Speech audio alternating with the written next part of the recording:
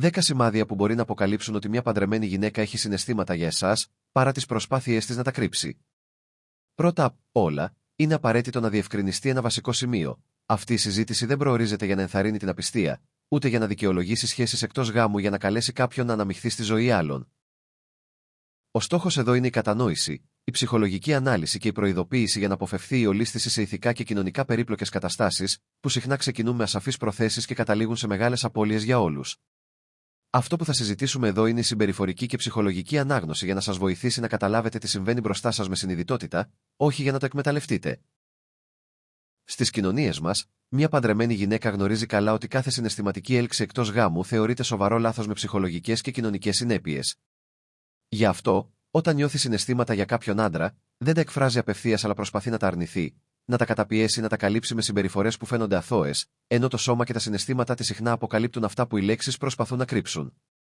Αν βρεθείτε να αναρωτιέστε, είναι αυτή η παντρεμένη γυναίκα ενδιαφερόμενη για μένα ή εγώ παρερμηνεύω, ξέρετε ότι αυτή η ερώτηση δεν προκύπτει τυχαία. Συνήθως είναι αποτέλεσμα επαναλαμβανόμενων και αντικρουόμενων ενδείξεων που σας αφήνουν σε κατάσταση σύγχυσης και αβεβαιότητας. Ας αποδομήσουμε αυτές τις ενδείξεις με ψυχραιμία και συνειδητότητα. Σημάδι πρώτο. Αναζητά κάθε ευκαιρία για επικοινωνία μαζί σας. Όταν μια παντρεμένη γυναίκα αισθάνεται συναισθηματική έλξη για έναν άντρα, σπάνια διακόπτει την επικοινωνία εντελώς. Ψάχνει τρόπους που φαίνονται φυσιολογικοί και μη εντυπωσιακοί για να ξεκινήσει μια συζήτηση.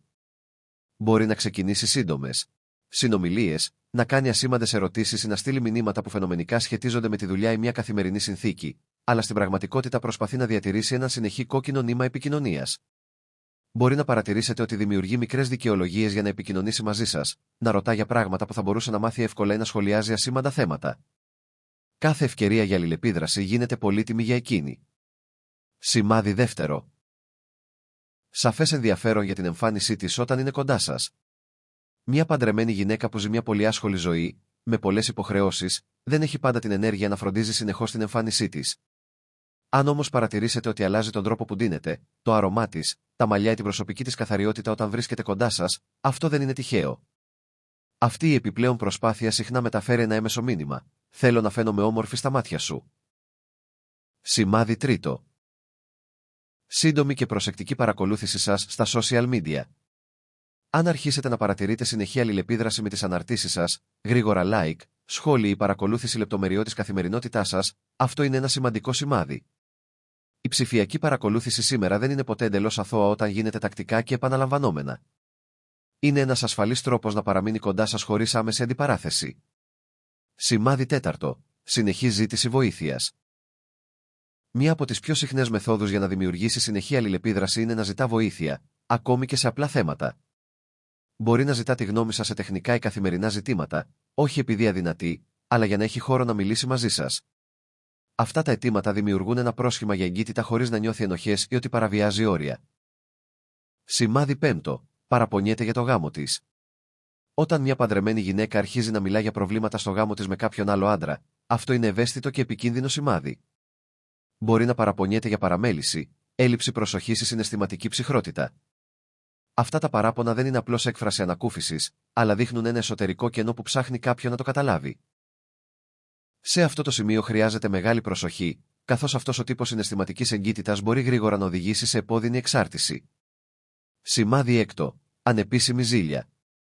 Αν παρατηρήσετε αλλαγές στη συμπεριφορά της όταν αναφέρετε άλλες γυναίκες στη ζωή σας ή γίνεται ξαφνικά ψυχρή ή ρωτά έμεσα για τη σχέση σας, πρόκειται για καταπιεσμένη ζήλια. Η ζήλια είναι ένας από τους πιο ισχυρούς δείκτες ότι τα συναισθήματα της υπερβαίνουν τη φιλία, ακόμη και αν δεν το παραδέχεται. Σημάδι έβδομο. Μοιράζεται προσωπικές λεπτομέρειες. Οι παντρεμένες γυναίκες συνήθως προστατεύουν την ιδιωτικότητά τους. Αν όμως αρχίσει να μοιράζεται λεπτομέρειες της ημέρας της, μικρά μυστικά ή βαθιά συναισθήματα μαζί σας, σημαίνει ότι έχετε γίνει ένα συναισθηματικό καταφύγιο για εκείνη. Αυτός ο τύπος συμμετοχής δημιουργεί ισχυρό συναισθηματικό δεσμό, συχνά ασυνείδητα. Σημάδι 8. Δώρα ή προσωπικά αντικείμενα. Όταν σας προσφέρει κάτι που έχει φτιάξει η ίδια ή ένα δώρο με προσωπικό χαρακτήρα, αυτό δείχνει επιθυμία για φροντίδα και προσοχή. Τέτοιες πράξεις δεν είναι τυχαίες, αλλά φέρουν βαθύ συναισθηματικό νόημα, ειδικά αν επαναλαμβάνονται. Σημάδι 9. Διαφορετικά βλέμματα. Τα μάτια αποκαλύπτουν ομικρόν με τόνο, τι οι λέξεις δεν λένε. Μακριές ματιές, ιδιαίτερη λάμψη, δυσκολία να σπάσει την οπτική επαφή ή, Αντίθετα, αποφυγή της όταν την προσέχετε όλα είναι ισχυρά σημάδια. Το βλέμμα μεταφέρει συναισθηματική ένταση που δεν μπορεί εύκολα να προσποιηθεί. Σημάδι 10. Συνεχής έπαινος. Αν συνεχώς επενεί τις ιδέες σας, την παρουσία σας ή τον τρόπο σας ακόμα και σε μικρά πράγματα, πρόκειται για έμεση έκφραση θαυμασμού. Ο επαναλαμβανόμενος έπαινος είναι ασφαλής τρόπος προσέγγισης χωρίς άμεση ομολογία. Στο τέλος, είναι σημαντικό να καταλάβετε ότι η παρατήρηση αυτών των σημείων δεν σημαίνει ότι πρέπει να ενεργήσετε να ανταποκριθείτε. Αντιθέτως, η συνειδητότητα εδώ είναι για να προστατέψετε και τον εαυτό σας και εκείνη από αποφάσεις που μπορεί να προκαλέσουν σοβαρή βλάβη. Τα συναισθήματα μπορεί να εμφανιστούν χωρίς προγραμματισμό, αλλά η πραγματική ωριμότητα φαίνεται στον τρόπο που τα διαχειρίζεται κανείς.